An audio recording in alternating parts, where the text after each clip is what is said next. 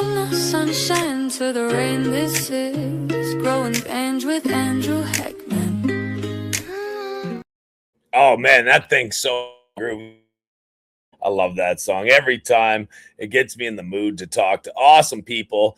This is Growing Pains with Andrew Heckman, the online edition. Go figure. Here we are online. Yes, today's guest truly needs no introduction. This guy's legendary all around the community, in real life, on YouTube, every which way. You know some of his genetics already, and I'm sure he's got a lot more stuff still yet to come. But nevertheless, we're going to just bring him right on up here and just dive right into it. Mr. Chad Westport, welcome to the stage, buddy boy. We're live. We're live. Cheers, man. We're doing it live. We're doing it live, man.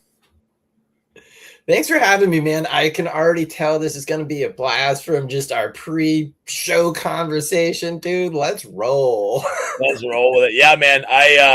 It's always nice to get guests that are eager to chat. I know you've spent your time on YouTube. I know you've got your own content. You're always making more of your own, and so typically, when you find fellow content creators who are rare and ready to chat with you, it makes for a easy listening, fun-filled episode. So, dude, welcome. Thank you so much for taking a bit of time to be here with us today. I've watched your show for a while now. I watch it. Thank you. I don't always get it accessible for the live runs, but quick to pick it up after that. And man, you do great content. I love your streams. Very informative, and you are a pillar in the community. So for you to be here chilling with me, bro, I'm kind of whoa. Dude, how are you? How have you been? How's your day going? Oh, dude, day is going freaking great. Like, it's actually early for me. I'm saying that at 11:30 a.m., but that's early now. Yeah. It's been a great day. Got up, things are going good, had a little bit of breakfast and having this conversation. I love getting to hang out. I can freaking talk a lot, which is weird because get me in like a big room, I'm the quiet person. But for some reason, when the camera's in my face, I can talk very well. But I'm stoked to be here with you again for building a great community, educating people, and getting people stoked about growing. That's my goal. I'm happy to talk to anybody who shares that goal too. So thank you. Dude. Well, you do an excellent job at it. And like I said, we, anybody that like me, that's just kind of like up and coming and trying to get a foothold in here and just, make some good entertainment with the ones who have come up before me, man. It's an honor to be able to just sit here and learn today, talk about your journey in both, growing obviously, but then also, dude, I love talking to people such as yourself. Our guy Growing Old here, he had a lot of information to offer me about the YouTube community as well, because that's an interesting dynamic, as you and I were talking about a little earlier, right? We had had a couple little smoke breaks there just before we fired this episode up, and it was very relieving to me to hear your viewpoints in an open and honest manner, just because when you're going through this stuff over on YouTube, it feels a little bit strange, a little bit unnatural when you're kind of getting shut down or quieted down or strikes or whatever. It makes it difficult to navigate. And so to find you and other people just like you that are like, yeah, man, do this, don't do that, or at least this is what I found, man, it helps, bro. It's a lot. It's kind of not unlike growing. I mean, and there's probably a lot. We're probably using a lot of YT science. Observation is the only thing we have with how YouTube works and how the plants freaking work too, because nobody knows. Like, YouTube is so inconsistent that's really what makes it so hard. But yeah, plants, observing plants.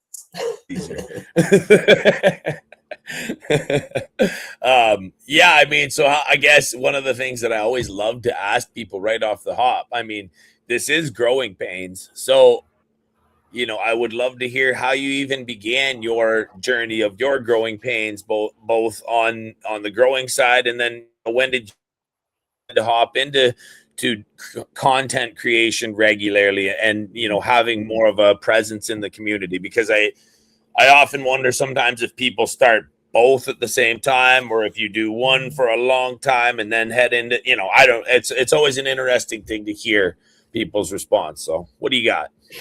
Yeah, I mean, I had been growing for a long time before I got, dude, I've been growing before the internet was the internet, Of course, actually, now that I think and about it. for the OGs, that's a So, pretty common answer too, right? Like, fuck the internet.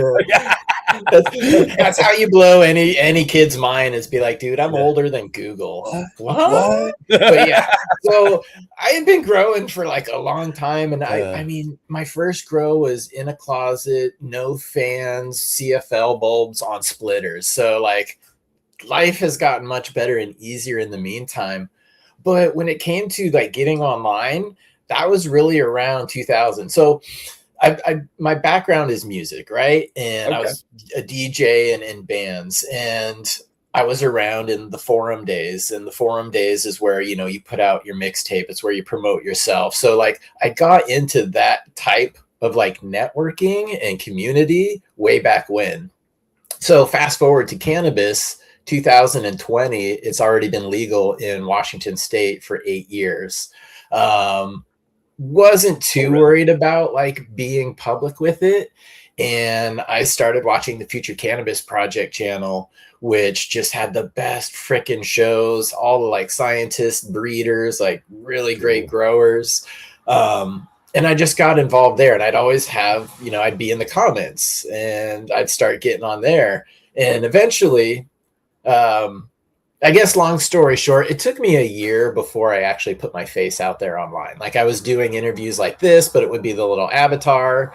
And then it was Future Cannabis Project, where Peter was like, hey, we got to show your garden and put you on camera if you're going to want to do a show. So that was my growing pain, or my transition into doing it online. There you go. Yeah, sometimes it's like a little birdie getting shoved out the nest, eh? Time to fly. Exactly what it was, because I was doing it, and I wanted to host my own show because I wanted to reach people and educate home growers. Like, I came from a closet, no fans and CFL bulbs. I know how to make it work. Not everybody in this big interconnected internet world has access to grow shops or, name your brand LEDs. They're seriously like, I ride a bicycle to get enough power for the day type of stuff. So I wanted to be able to educate people, those types of people, because, and again, when I say like those types of people, I'm going a little deep here. I'm sorry. I said I'd like to talk, right? Hey, do your thing, man. You're doing great, baby. You're doing great. No, this is cool. So, I love hearing this, because it's like literally you're hitting me right in the heart there with some of the stuff too. Because I remember starting, you just something, right? Like the journey of 1,000 miles starts with just one. Right? You just flip the light switch on, like it's like a freaking light bulb that's not even a real grow light. It's like, oh, I gotta start somewhere. Like, you do, and like those are the people that I wanted to reach. Those are the people that I kind of wanted to educate. It's the people who aren't the brand lifestyle folks. But so I wanted to be able to do that. I wanted to be able to teach people, and like medicinal, I believe in the plant medicinally. It has worked great for me, and that is a big motivator too. It's like, I know people's lives can be improved, their quality of life can be improved, and a lot of times, like sick or med patients, they don't have a ton of extra money either, because when you're sick, you got doctor bills, and those things are expensive. So to wrap that all up in a freaking bow, it's like, I know what it's like to have to scrap together a grow, but I also know that you can do it and you can improve your quality of life. Those people were underrepresented. I wanted to do it. That's how I jumped online. And Peter said, yep, throwing you to the fire. You got to show your face if you want your own show. Well, cheers to Peter. Yeah, that's hey man, way to go too. Because it is like, I remember the first time that I don't even know. I think I went live on somebody else's show first, and I do believe it was Almost Growing Old. I think was the first one who hosted me. I'm pretty damn sure. I'd have to look back. Pardon me, but Certainly, like it is like that. You go on someone else's show, they've already got an audience. They're chilling. They know and they've relaxed. That they know what to do and how to handle themselves. And you're just a little nervous little spring chicken running around. You're like, oh, heartbeat going through the roof and choking on your words. And you're like, I don't know if I should do this. And you're like, all right, let's go. And then afterwards, you're kind of like, well, it wasn't so bad. You're like, actually, that was, if anything, kind of fucking fun, like and that's how it happened for me, man. Every guest that comes on the show, they're like, oh, I'm a little nervous. And I say this every time because it's absolutely true. And even me as a performer who's been performed in front of thousands of people many times, I still get nervous. But I'm like, look, you're going to be nervous for about 5 to 10 minutes. And then all of a sudden it's 2 hours later. And every time that's how it plays out. So it's like, just, roll with it. Yeah, for sure.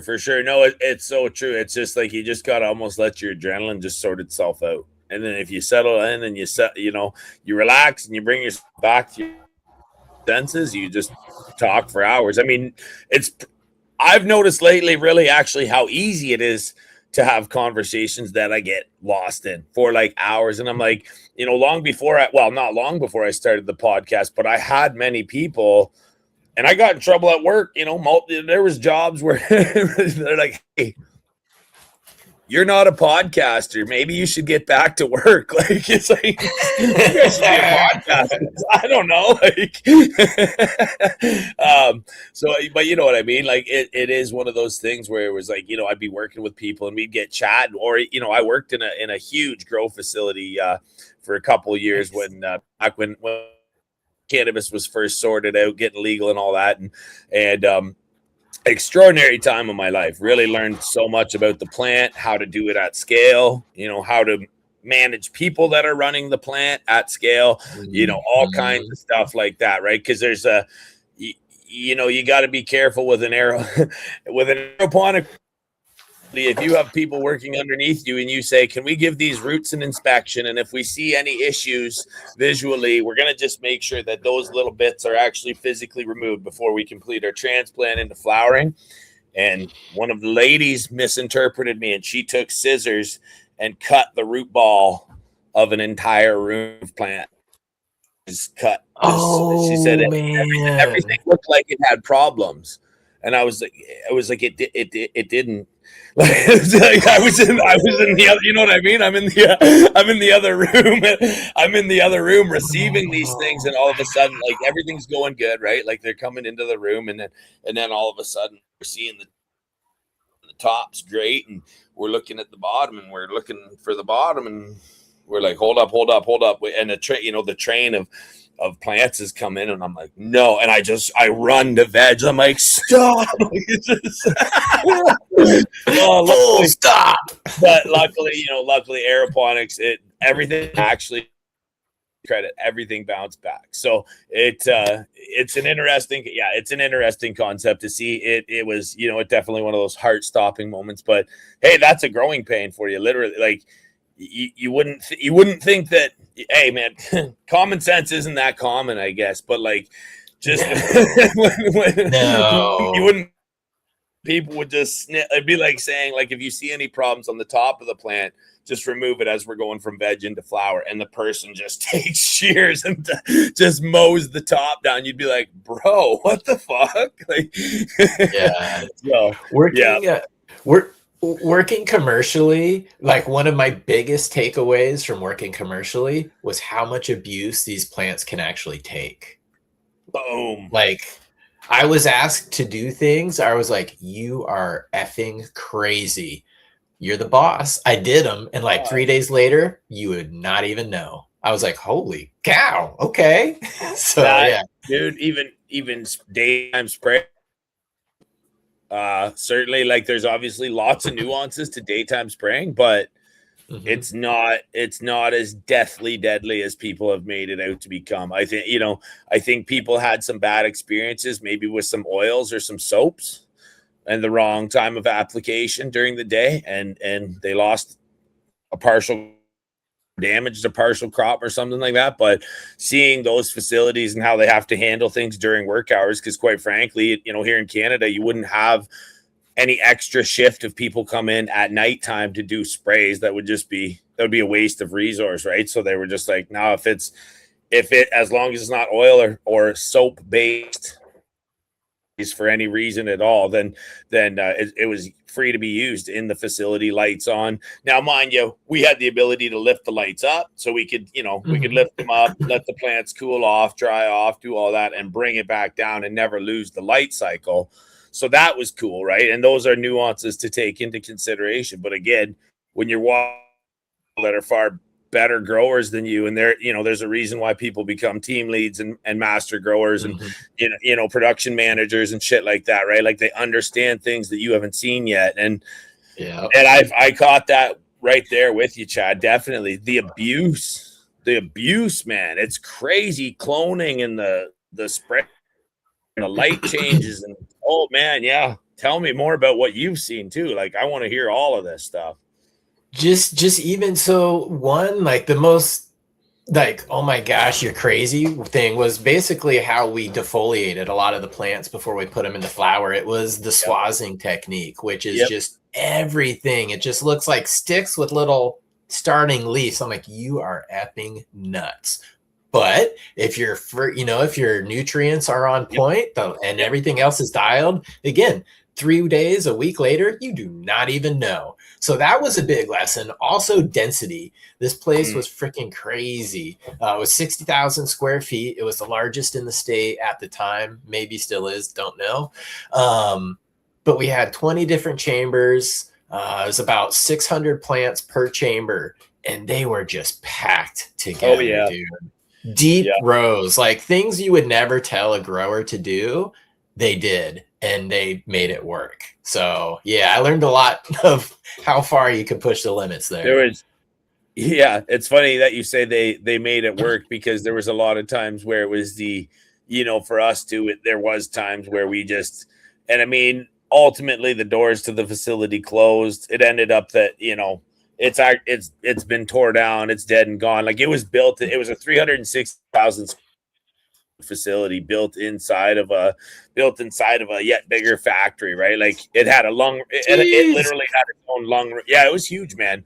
It was in a huge structure. So, and it was just a little facet in the one corner, and it ended up all being tore out before long after the place was shut down. So, but it was one of those things where we as the staff and a lot of people far more skilled than me that took a career shift to go do this thing professionally, because they had the passion, they had the knowledge, they had the fortitude and the financial ability to be like, I'm taking a pay cut to go work in this facility, but I love it and I'm going to do it. And I want to follow my dream and become a professional grower.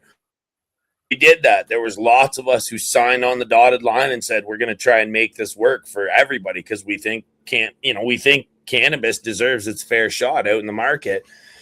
And that didn't matter, man. Like everything, so many times we saw decisions swallowed up by corporate greed, or just, not feeding the plants for the last 2 weeks. And we're like, what are you talking about? Like we get, there are nuances to this, but you're just starving a full-fledged weightlifter. So,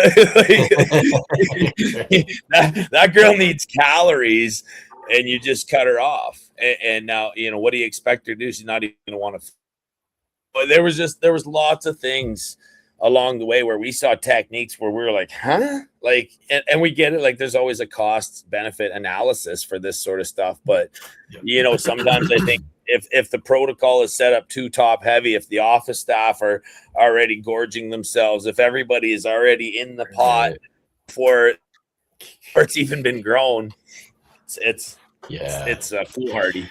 So I mean, again, working commercially, it reinforced what I do now. I got disenfranchised with it. I left because I'm like, this isn't how it should be done. It's kind of a farce as far as what people, especially med patients, think they're getting into the store to what's actually happening in the production facility. So go back to teaching people how to grow it themselves. Well, there are real benefits to that. I mean, just knowing the spot it was created, knowing how it was, but then it's funny too because as a teacher too, you also have to address the frustrations that come, right? Because I think a lot of people like to sign on to the idea they've been burned by the local dispensary, or their medical grade was not medical grade, something like that. And so Right. they think, how can it be? And it's truthfully, it's not hard. It's just different, right? It's something that if you've got no experience with it and no experience in plants, then you're going to be Yeah. subjecting yourself to a full ring of training that you maybe weren't necessarily signing on for, like, When you grow commercially, you have to do things a different way. Like you have to be proactive with your IPM. Like Yep.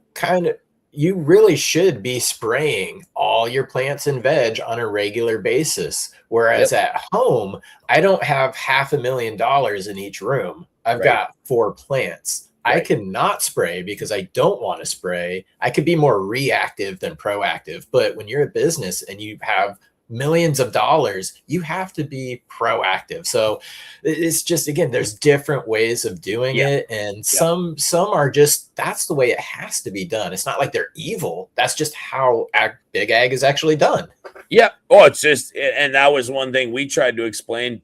I worked my way up the ranks in a few different facilities very quickly, because when you understand that this is literally just indoor agriculture at scale, and you understand the nuances of agriculture, i.e. plants don't give a damn if it's Christmas or Sunday or Easter or Exactly. Valentine's Day. They don't care if it's Friday night. Care if it, like, they don't care. It's agriculture, man. Like, it's just like the pigs, the cows, and the chickens, bro. You still got to get up Christmas morning and feed everything. So it's and a lot of people wanted to sign on where I worked for almost that factory job aspect, i.e. tell me to do something, I'll go do it, and I'll be done my shift at the end of the day. That's great. Yeah.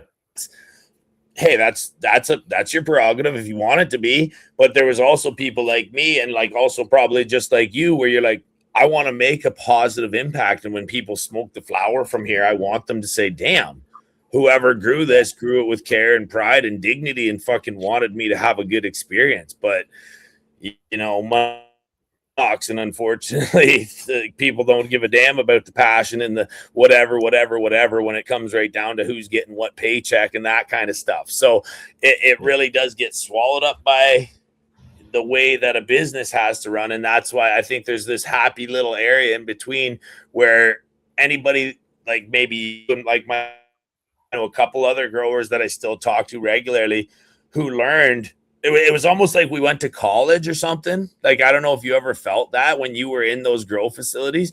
It kind of felt like I was in a spot where I was learning everything that I'd ever kind of wondered about. And they're like, Absolutely. oh, you want to, you here, about a grow.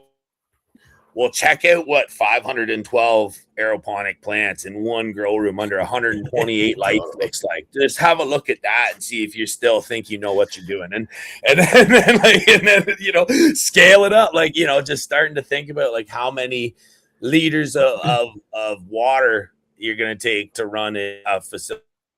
Just like the wattage of the lights per room. You're just like, I actually saw recently, Chad, somebody did a little chart comparison, like a pictograph almost, to show the way that advertisers can use like your industrial grade lighting techniques, and they use those advertisements to make home grow think that this is doing something more than it actually is, because percentages mean a lot more the bigger the square footage is. You know what I mean? Like in 4 square feet of tent, if fish, you don't really have, like, you get what you're talking about, saving nickels. You know what I mean? You're talking giving a few dimes off of a hydro bill or something. But like in a facility, that could be $30,000 in a hydro bill, what that you don't want to spend because you've just got some high-end lights, right? You're upgrading your system or something like that. So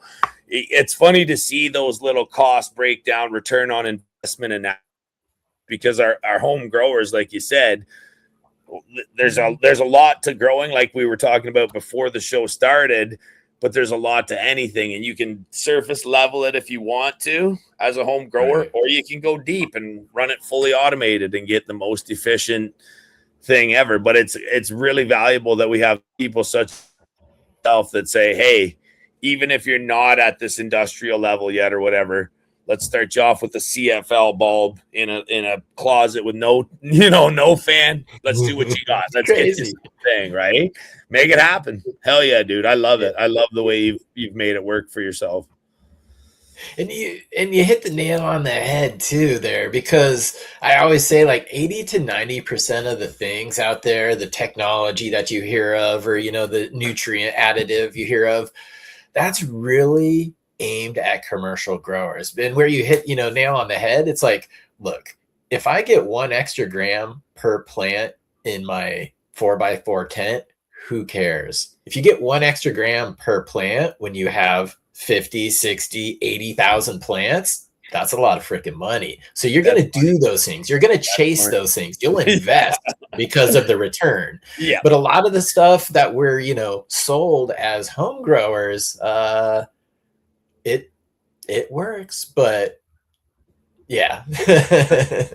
I feel like that, and too, I mean, also, so this is, hey, you know what? I can't.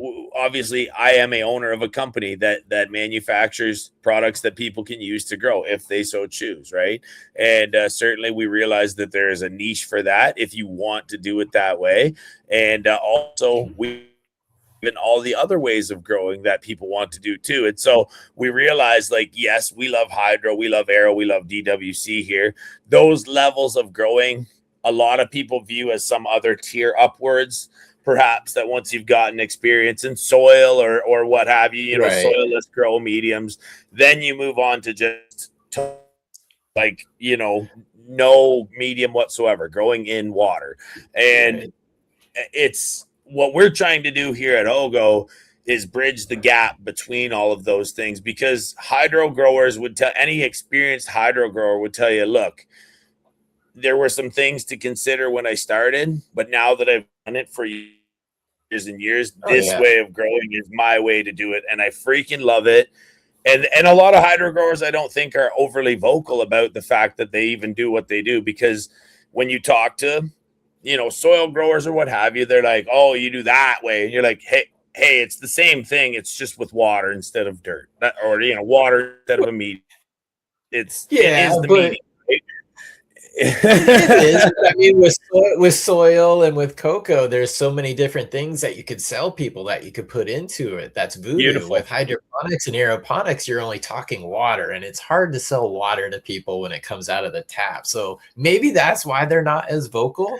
But I'm all for what works best for your environment. And my perfect example for old flood and drain tables, or new or hydroponics and aeroponics. It's like, dude, what about the guy who lives on the 13th floor in a New York City walk-up?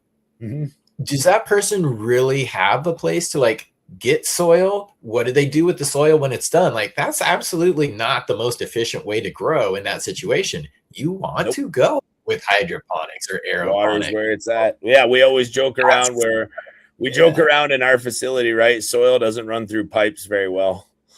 No, but we've tried. Our grow method is, what I mean? Like our media to us via a hose, and then we add a dash of this and a dash of that. We check our sensor and we go to bed for the night. And that's that. So not to undersell, I don't want to undersell or oversell it. It is what it is. And like any person that has dabbled into hydroponics or aeroponics, is after a certain amount of time and success in that, they're just like, there's a saying that we've coined up at Ogo: the problem becomes the procedure. And what that means is that when you first start growing, and not just in aeroponics or hydro, but when you first start growing anyway, you get problems, but they're not actually problems, Chad. What I mean, it's just you learning about a new nutrient regime, or it's you learning about how to manage your pests for the first time, or seeing a nutrient lockout, or a drought, or an overwater. Those things are problems, right? Especially when you first start into it, it scars your brain. It's like, you're, oh my, oh fuck, oh man, throw the grow out. It's all fucked. It's gone bad. And then give that 2 more grows and look at a video recording of yourself the first time you saw a thrip or the first time you saw a plant wilting or something, you know what I mean? And you laugh at it because you're like, now it's procedural, right? I understand it be procedural. It's not problematic for me because I understand that it's going to happen. And if I understand it, then I'm not scared of it. And so we say the problem becomes the procedure because it feels so natural at the start to just want to take a hydro system or whatever bucket you filled with water that's not working and you just throw it at the wall and you but that doesn't make you any better at the skill that you're trying to learn, right? Because you could do the same thing with a bag of soil when it goes wrong. I don't know why people just get so frustrated with their hydro.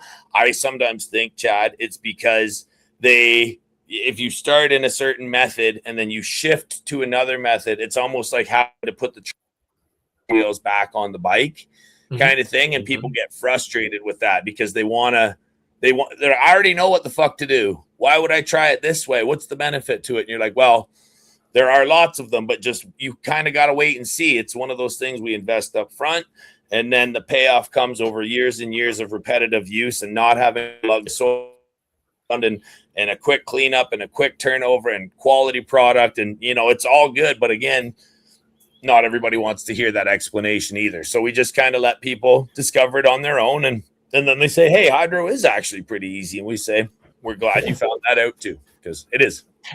And I think everybody agrees it's the fastest way to explosive growth. Hydroponics, definitely. And anytime a grower says I'm bored with growing, I'm gonna try a different style. And that's usually one style that they haven't done. I'm like, okay, maybe you came from hydroponics. Great. Go living soil. Maybe you've done them both. Go with the flood drain table. Go with NFT. There's so many different ways. And you do almost have to put the training wheels on. It's like going from indoor to outdoor growing. If you've been growing in soil the entire time, your relationship with the roots and nutrients in hydroponics and aeroponics are completely different. I mean, still the same thing, but you have a much more different approach. So, yeah. Bro, thank you for saying that. Thank you. Out of curiosity, do you have what is your preference? Do you mix it up constantly? Are you do you lean towards one? Do you prefer anything at all? Or what do you got, man? How do you do it? So living soil, and that's pretty much what I've been doing for the last 5 or 6 years. At least the last 5 years online, I've been showing water only grows. I've been trying different companies that say, water only, because I want to test it. I think if a new grower can just learn how the plant works and how watering works, not have to worry about nutrition for their first grow, freaking rad. Cool. So I've done a bunch of those, and then I linked up with Kiss Organics. I have my own line of soil. Episode. So I saw that. I did see that. Yep.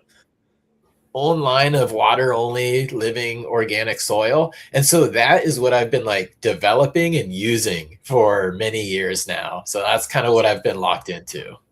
And so, and the only reason why I'm asking, I know that you are, heavily into the soil game, obviously, but then I do wonder with every grower, is there a product that you dabble with, i.e. a cloner or do you rock aero clones or is it all seedlings? Is it, I have been such a preacher for aero cloners for even longer than I've been on camera, even online, because I bought aero cloner probably 7-8 years ago. Okay. And I still have 100% success. It is just the best freaking thing. I can tell when it roots. It is just a godsend. I've got 3. I preach it. So yeah, I guess I kind of do a little bit of that. There you go. I just see, and that's why I have to ask that because, bro, I can't remember I told the story to Baby Dad Grows, but the whole reason why I even like aeroponics or growing in the first place was I watched a documentary called The Green Rush, and it documented three grow teams through an entire season in California. I think it was filmed in somewhere in the 2008 region. I don't know, somewhere in there. But one of the guys, Mr. Blue, he had an easy cloner, and he showed how to actually clone right there in the video. You can, it's, you know, I'm sure that documentary is still available to this day. But he takes his, you know, he takes his little cutting, takes his scalpel, boom, right there. He walks it over to the cloner, he dips it in the gel, throws it in, and then the next he goes, and then this is what it looks like 14 days later. And he pulls out, you know, what I know now is it wasn't that wasn't that extreme of a clone, but he showed nonetheless that it's a rooted clone, and you can see the white fish bone and everything's successful.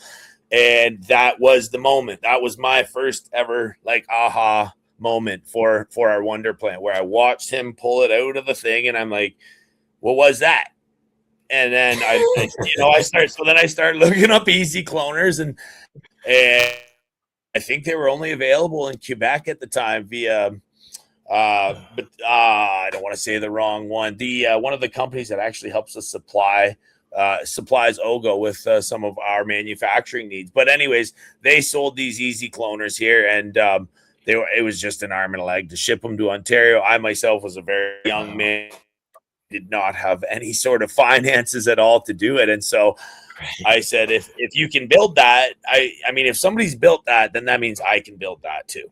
Right. Mm-hmm. And so that was just the first thought of my whole mission in hydro and aero, was just like, hey, we can build that. Like, I can build that. So we started, you know, that's how Ogo truly started. That was many, many moons ago. And, you know, you build your first cloner and you get down the road of it and see how it works. And sometimes it works, sometimes they didn't. But I was always trying to like reiterate these new different styles of manifolds, or what can I incorporate into this build to make a cloner even better than it was originally. And there's lots of that I've learned along the way, right? Just exposing myself to that over and over. And then, you know, then when I finally saw a plant go to fruition with aeroponics, that was when I was like, whoa, like I need to reassess what I can do with this stuff now. So, Dad, I'll show you Gorillaponics here, kind of when it becomes functional. I'll show you the biggest outdoor unit that I've created and developed. We named it Gorillaponics. It's the complete beast of the jungle. But I think you'd really enjoy seeing indoor technology used outside. And it's a big smorgasbord of a bunch of different things I've learned over the years. So I think you'd really enjoy seeing that one in action, dude. So that's awesome. Absolutely. I'm glad you use cloners too. Do you do indoor and outdoor throughout your year? Do you mix it up, or is it strictly indoors? Or I've been strictly indoors, just geographically where I've lived. You can get wonderful plants through the summer, but August, September, the fog comes in, the dew point just sits there, and it starts raining. So it's like you're never going to harvest. If I were to plant autos earlier in the season, that would work. But so no, I haven't grown outdoors, but I just recently moved. I do have like the land and the climate to at least probably throw some autos out, but I'm working on a greenhouse, so I want to grow outdoors. One of my life goals, again, we were talking about, you know, people you look up to earlier, Mendo Dope. One of my life goals is to grow a Mendo Dope plant. And when you say a Mendo Dope plant, everybody knows what you mean. Like those 25 pounders, 12 foot tall, 10 feet wide, like only things you can only do outdoors. Life goal right there. So hopefully I'll get into it. But from the past forward, I've been an indoor guy.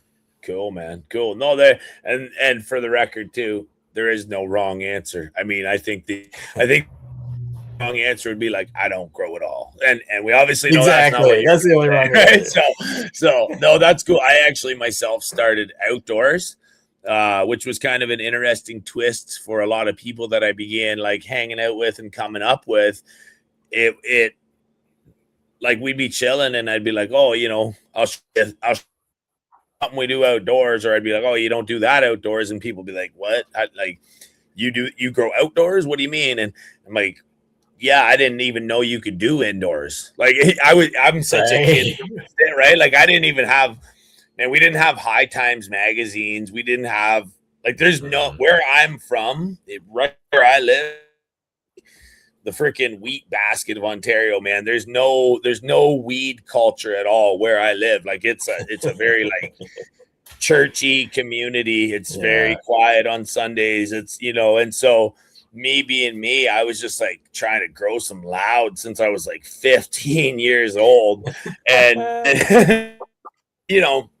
that was what we didn't have anything else to do, right? Like it was literally like go ride your dirt bike or fucking grow some dope plants with your buddies or like go get drunk. Like it was just like, it was pretty much there's not a social scene. And it was just like, well, you can only dirt bike so many hours of the day. We're not going to be out drinking all the time. This is ridiculous. And then, just gardening. And even too, like, before that, I'd always been gardening with my parents and my grandparents. So I'd kind of already had an inclination to not just grow our wonder plant, but just kind of be out in the dirt, messing about and, even learning how to harvest trees with my dad and my grandfather, coming into the fall, knowing what ones to take down and clean up so that the spring growth can have a fair shot at it. And, so it's a very rural community, but it was not I guess what you would say pot friendly, right? And so I was kind of like I had to just learn everything through like secrecy and trial by fire and just trial and error, right? And just there was nobody around that was going to be like, hey, check this out, dude. I got a method for you. It was all just I learned by throwing a seed in a pot and then like getting it out where I thought there was good sunlight. And then of course, after that year of growing, realizing that at the end it wasn't even going to be finishing because the sunlight pattern had actually changed so drastically at the start of the year. Like, those are all kinds of things that you have to consider as an outdoor grower that you never even would think of as an indoor grower.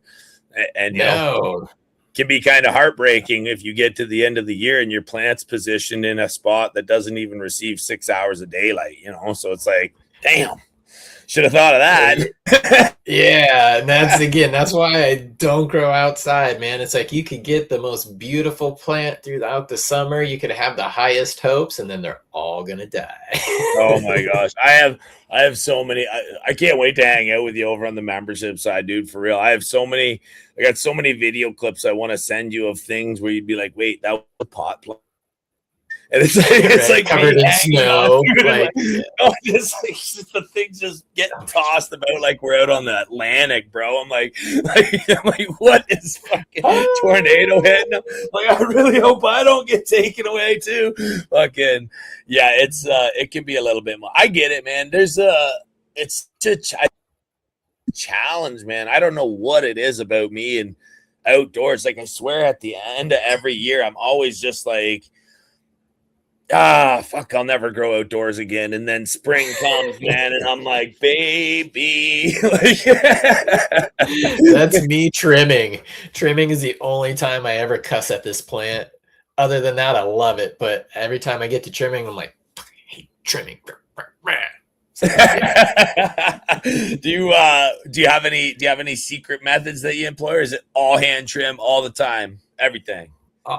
All hand trim all the time, everything. And again, I don't like wasting anything, so I leave on a lot of the leaf that has, good trichome coverage. So there is a decent amount of trimming to be done because I like them, nice and manicured when I take them out of my jars. Some people just do the hippie trim and, kind of let it dry and just brush off the crusty leaves and then you're good to go. Both ways are right, but my brain just won't let it sit in a jar like that. So yeah, the old just like trim it all.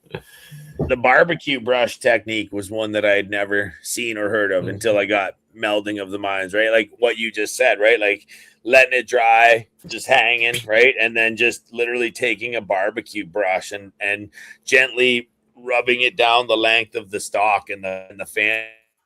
And little sugar leaves just fall right off into the bucket below. It's handy, but I mean, it is like more of a hippie trim. It's certainly not thorough. It's not precise. So hell yeah, man. Yeah. And I'm always super like protective of the resin glands because ultimately that's what we're growing this plant for. Like the Yep. leaf material, the biomass, we don't necessarily need it, although I think it does contribute to what we call the whole plant effect. So I still think it's important. But really, all the cannabinoids, all the terpenes, they're in those tiny little glandular heads and they're on Yeah. these little stalks. And when it gets treated roughly, they can fall off. When you're squeezing it, you can squish them. So I like to be as delicate as I can with the buds until it's getting torn up and Fucking ignited. fantastic. Um, do you have any extracts that you're preferential to? Anything like that, or like do you do anything with your leftover shake? Do you toss it into get a bubble hash going on, something like that? What do you got? Yep. I like doing the bubble hash, so just like water extraction. Also, especially right Beautiful. now when I'm doing seeds, I get all the dry sift, so I collect that, over a pollen screen when I'm trimming. I don't make any concentrates myself. Usually it's just that hash or I infuse it into butter is a lot of Cool. things. And then that goes into all kinds of things. I have a fridge full of gummies right now because they're just, they're great. Oh man, we really are cut from the same cloth here, man. I love because like I'm kind of the same way. I love having the butters just accessible. Like I don't even necessarily like think about what I'm gonna do with the butter. If I have it there, I'll start to like add it into dishes as I go. Mhm. And but then also, dude, I just love straight water bubble hash, like BC Bubble Man. Yeah. He was an icon for me as I was growing up, still is legend. But yeah, certainly his methods and everything that were brought to us here up in Canada. Really, really enjoy the way I think it burnt. Like I love the way it burns. I love the way it tastes. I love the way it even just feels like in my hands or whatever, man. Adding it into a little joint, it's all good, dude. I really love it. So hell I yeah, love it brother. when you feel the heads kind of melt together and you're doing it. And yeah, It BC is. Bubble Man, his videos were what I watched on my first, few washes on that. I'm like, okay, how do you do it again? And yeah, I really enjoy it that way, man.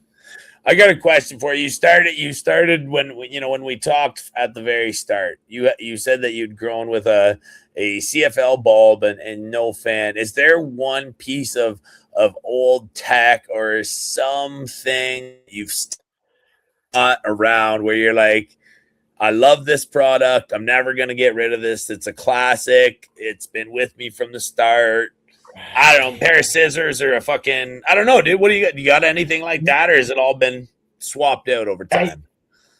I don't have anything in use at the moment, but I still have my very first HPS and I still have another of my HPS air cooled hoods. So like I hold on Yeah, to those kind of for sentimental value. Like I'm never gonna give you up. Rick Astley, shout out. No. yeah. But I'm the more I think about it, like my dream room, right, would kind of be set up as a checkerboard pattern where it would have a HPS, an LED, an HPS, an LED. That I think is the best way to get the fullest expression out of plants. But in a tent, not really likely. And would I run my freaking 600-watt HPS in a 4x4? No, I wouldn't. Dude, So yeah. we just had a little laugh over on the membership side about that very calculation there. So we were talking about like Amazon lights versus say like a Before I pro, bought it. right? Like a pro grow light, right? Oh yeah. You Okay, know what okay, I yeah, mean? yeah, And this isn't yeah. just throw shade at anything.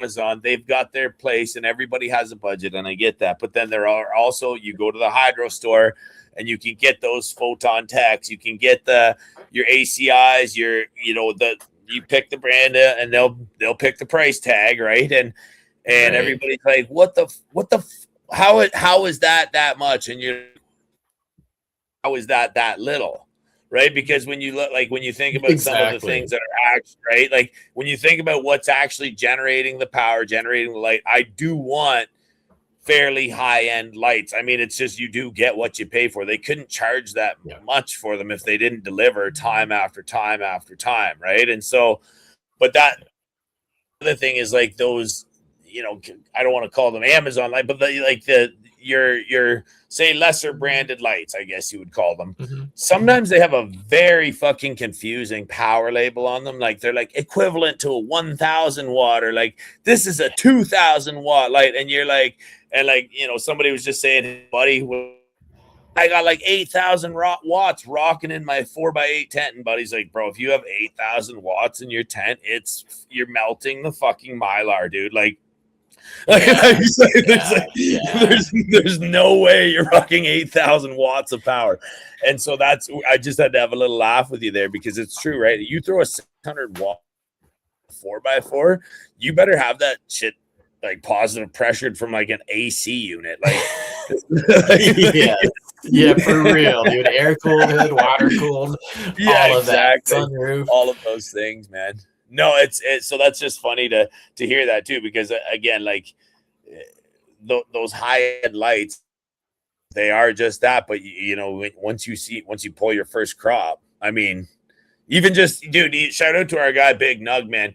He just pulled the Chad Westport down under an LED, right? Or the no joke, right? Of course, it's Chad Westport's no joke. I was getting it mixed up with the posse there, but stack thing under an LED light, like it looked like it had been under a high pressure sodium. You know what I mean? Like the chunk and girth in those, it was just fantastic, man. Yeah, fucking looks like an explosion of plant, dude. I don't even get it. That's rad. There's multiple things that I breed for, but I mean, you could even go back 5 years when I started popping up on the YouTubers. I've always said I wanted to bring the girth back, like, because in my early days, everything was like baby arms, like literally like baby arms, dude, just cola.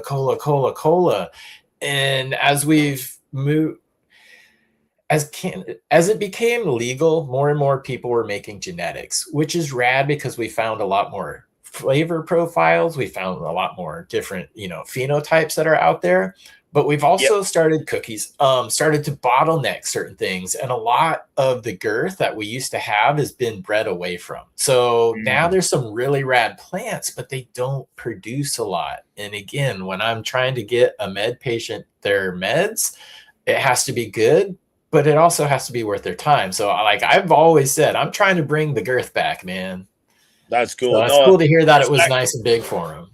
Respect you. And seriously, okay, it was kind of funny because we got Chad and then he was throwing up pictures, and shout out to this guy, freaking phenomenal grower. But he was throwing up these pictures of what he was just about to harvest, and it was one of those such a noteworthy photos that you look at it, like fucking damn, all right, you give it the heart emoji, and then you look back at it, you're like, could you please tell me who bred that? And That's right. Well, credit to the grower, dude. Much credit to the grower. Yeah. Oh, dude, he smashed it. But hey, I think he would say too, your genetics crushed it, right? Like it's a combination effect. It's definitely, it's all the steps up the ladder, right? Because, you can miss a step along the way, and then your result will not maybe be as big, beefy, chunky, juicy, whatever you're looking for, all of the stuff that people grow to find.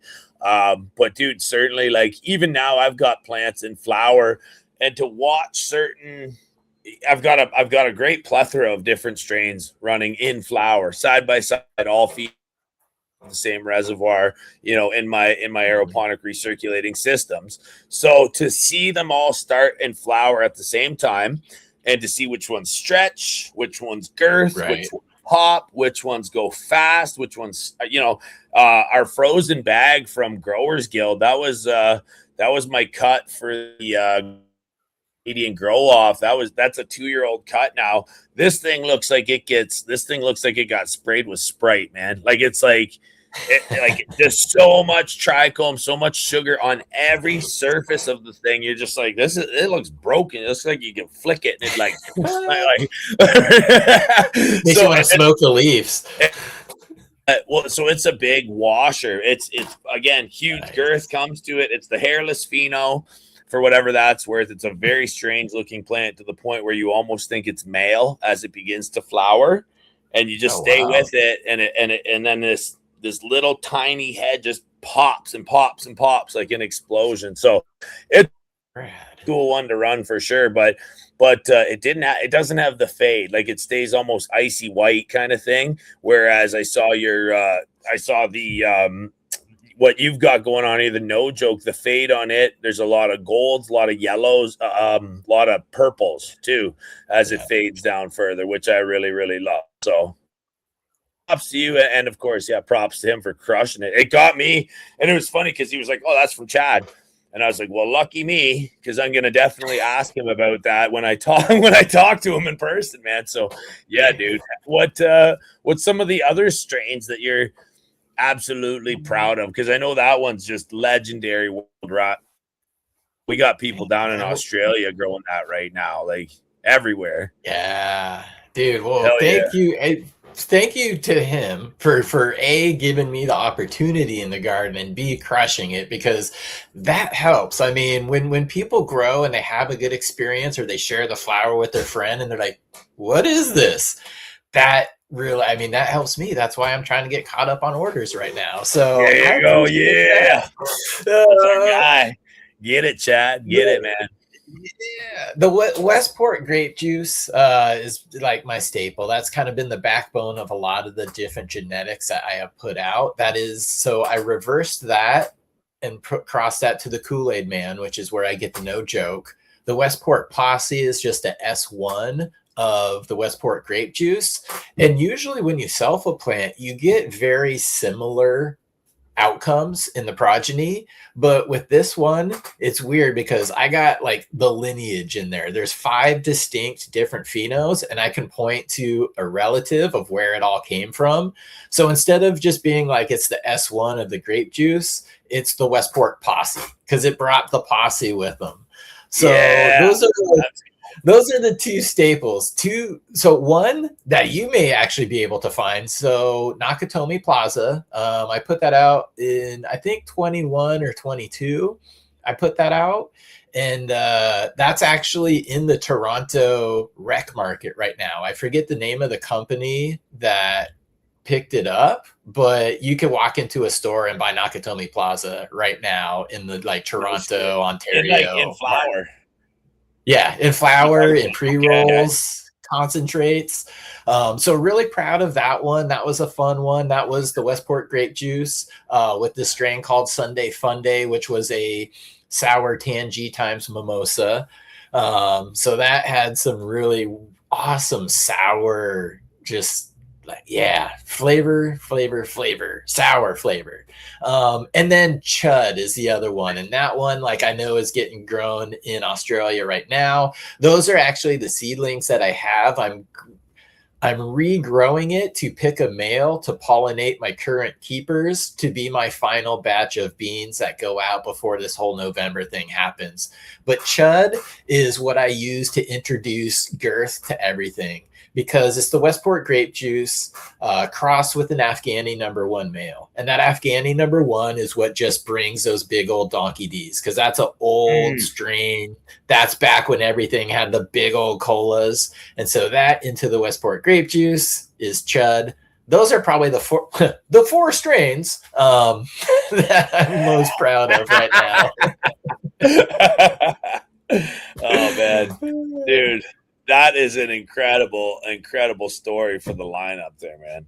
I always enjoy hearing how people come up with these great killer crosses and everything that we got.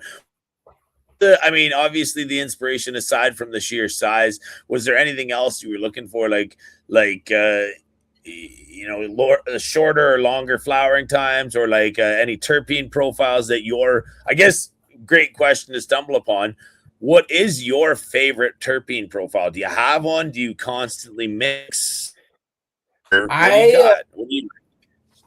I try to mix. Most of my drawer right now is kind of on the fruity or candy side. I tend to either be ahead or behind the times. Like, I was well into the fruity and the candy before it got popular, when the OGs and the Kushes were really hitting. And then as the candy stuff became, more popular, I'm like, wow, this OG and this Kush stuff is really banging. So then I started to get more into that. So I was like ahead. And I think there's really like four food groups, right? And there's multiple subcategories. But if you can have fruity, floral, earthy, and gassy, if you have something in each of those 4 different categories, you should be able to please most people. So that's kind of what I aim for. Like with the, the no joke, the fruity, there's a savory side to it too. But I'm really happy with the kind of the fruity and the candy offerings that I have right now. The projects that I was starting to work on, which I'll continue, but was hoping to do more with, is I want to look for more towards the gas side, something that's going to burn the nose hairs out of your nose, something that's going to hit you right up here, kind of make your face a little numb. Like I don't have anything solid in that category yet. So I'd like to get there and hit that. Ultimately though, I mentioned girth. The like 3 main things I'm looking for is 1, size, 2, or size of the yield. 2 is the morphology. I want a short, squat bush that doesn't need a lot of training because I'm aiming towards tent growers, right? So I want short and squat, and I also want a fast, like a 60-day flowering time. Because if you could get 60-day flowering time, you have 2 tents, that's 6 harvests a year. Yep. So it just fits neatly. So flowering time, morphology, and yield. That's cool. Hey, there's, there is method to all of our madnesses, right? So it's, I gotta pick the brain of the guy he is here, dude. Yeah, I've been into coffee lately. That's been my earthy scent that I've really been into. Like if I've got this platinum garlic, and I know everybody that's listening is probably like so sick of it. They're probably thinking black licorice and coffee. Yeah, we're about to say it. That's a winner. But dude, it's like you said, like it strangely burns the nose hairs in the most pleasant of way. Like, you know what I mean? Like the exhale on it's so real. You're like, yep. I get my eyes can already start to fade. Like I'm just like, oh, thank you. Like relief is on the way or whatever it is. Like I don't know. I've always found the gassy or the chemically ones to be those like more hard hitters, the more like sedative ones. I don't really see those as like my breakfast strains usually. Like gassy stuff, those are usually the more heavy hitters. Everybody's different, but just as a general rule, I kind of see those as like the hard hitters. Oh yeah. Yeah, no, it's funny that you said like your breakfast hitters too, because it's like it's honestly, it's just like anything else in life that once we've exposed ourselves to it enough, right? Like you do have, not only do you have certain breakfast smoke that you prefer, you've also probably got your morning blend coffee, tea, or fill in the blank. And then, so that pairs well with the Muay Thai that you've got, or the Chocolate Haze or something. And you're like, okay, a little dabble of this, but you want it in like a slow burn blunt wrap or it's like, and then it's like, all right, it's lunchtime, I'm gonna have a sandwich and a fucking black bong hit because I gotta stay at it kind of thing. Or a bong and a blitz. Bong and a blitz, let's go. Bong and a baguette too, man. I'm always down for that. So it's like and then, lunchtime. Come supper time, it's you start thinking about like, all right, what's my knockout here or something like that. And too, man, I really like, for myself personally, I'm an equal opportunity consumer. So like if there's edibles to be had, I'll kind of nibble into them too. If there's a little bit of hash with breakfast, I'm not upset. So it's in my opinion. But it's funny that you say that too, about like, because I can see that. I know that there are certain strains that are, I mean, not only pleasant to my taste buds, but like even just thinking about anybody nearby me, if I'm sitting on the back deck enjoying a coffee out there enjoying nature, the last thing that I want all of us to experience is some heavy, oily, rank-a-dank ruin the party, like who fucking runned over the skunk, right? Dog crap. Yeah. Or but like and then you do have strains where it's like a party strain. It's floral, it's fruit, it's fresh. Put it out beside the food for people to dip into and like enjoy themselves, and they're like, hell yeah, right on. I like this style of cannabis. So it is really cool. You touched on something earlier, letting people have at their genetics and start to suss out different terpenes from all over the world that are, offering brand experiences and flavors for us to play with. Because you said savory too. Have you we got people in our audience I know that are drooling about the meat breath, man. We got meat lovers everywhere. It's bizarre, but it works. I gotta say, man, when I smoke it, I'm like, whoo. It'll be fun to get to some of their questions here shortly, because I love doing the Q&As. But yeah, savory is a weird one. I do have meat breath that I've run from Eclectic Elegance.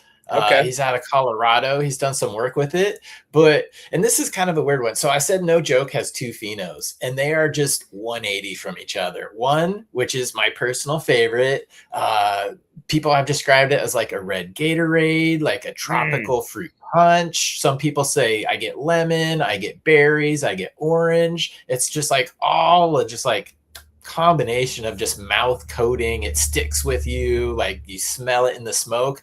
That's my favorite pheno of it. The other pheno, which ironically is almost identical to the Kool-Aid Man, it's the orange chicken pheno. It smells like you just cracked open a can of chicken noodle soup, Campbell's chicken noodle soup. When you crack open the lid, you get that like chicken bouillon smell. Super savory. That's the other pheno. And that one actually has won a couple awards from a couple different growers in flower and in concentrate. So apparently people love that pheno too. But my keeper of the No Joke is the red Gatorade one. Cool. No, that's it too. I mean, like the more that I spend time on YouTube and streaming with people and talking to people all over the world, I mean, it's true what they say, man. The world really does take all types, and what doesn't work for you or I is just somebody else's cream of the crop, and they're just like, man, have you tried this salami? It smells like somebody's feet, and you're like, what?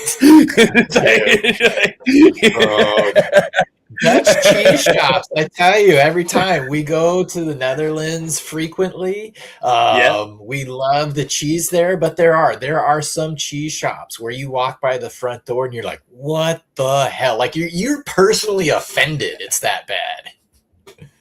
Yeah, Limburger. That's a terpene profile I've not yet been able to hammer out here. We'll have to start studying up for Limburger, Chad. That's hilarious. So you go to the Netherlands a lot, do you? Yeah, I love the Netherlands. Like my ancestry is from there. My wife's ancestry is from there. I've worked for a couple of the major seed banks that are out there just doing writing and educational stuff. So that's our one place to go in the world. Just the people are great. The museums are amazing. The food, the grocery store, bro. When's the last time you walked into a grocery store and took a picture? Because you're like, oh my gosh. We take pictures at their grocery store. Like it's crazy. Yeah. We love the Netherlands. Dude, that's so great, man. No, that Europe is a fascinating spot. I never have had the privilege of making it to the Netherlands, but spent a little bit of time over on that side. And awesome. It's trippy to think about that chunk of being as old as it is. And then when you come back home to North America, everything feels so new yet somehow so dilapidated. You're like, and yes, totally. So true. Do you have you got anywhere else you like to try? Do you have any other?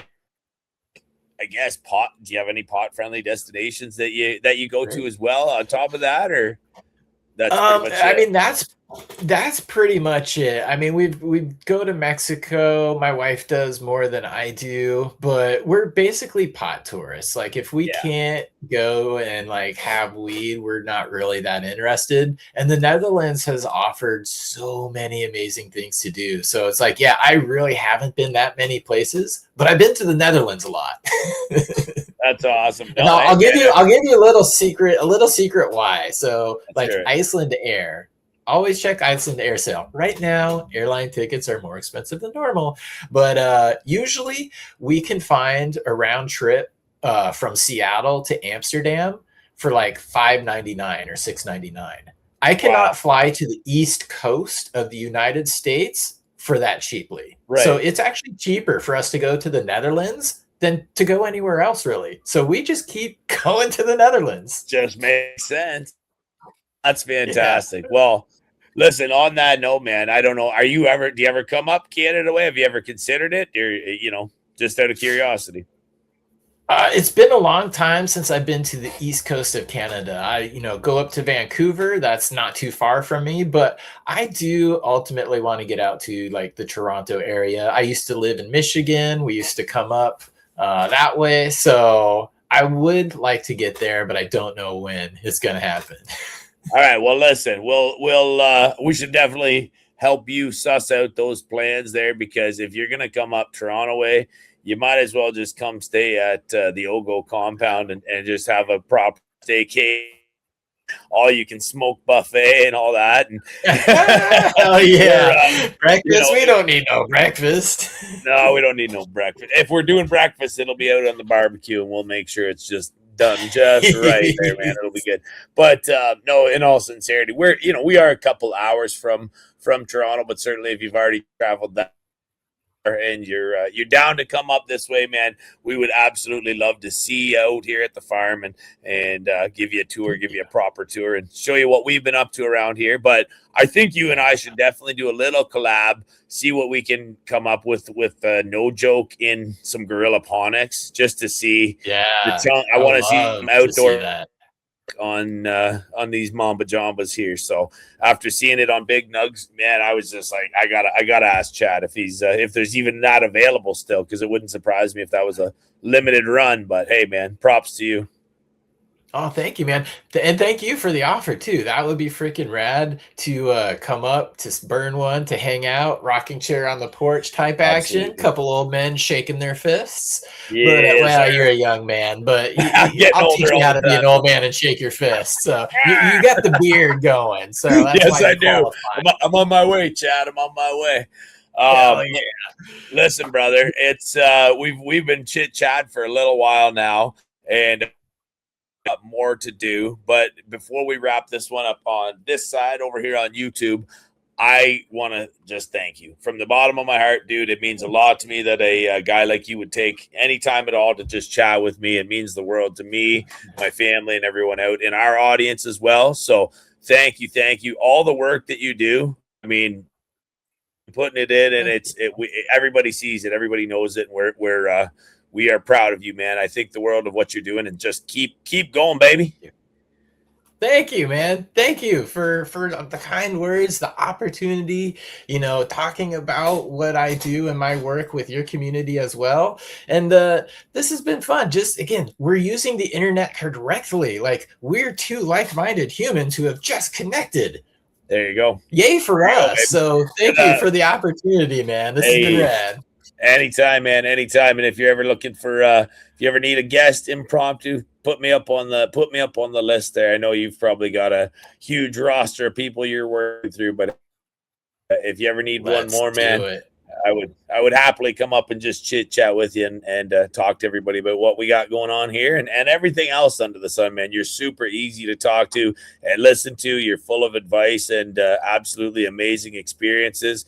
Man, thank you so much on behalf of everybody in the community.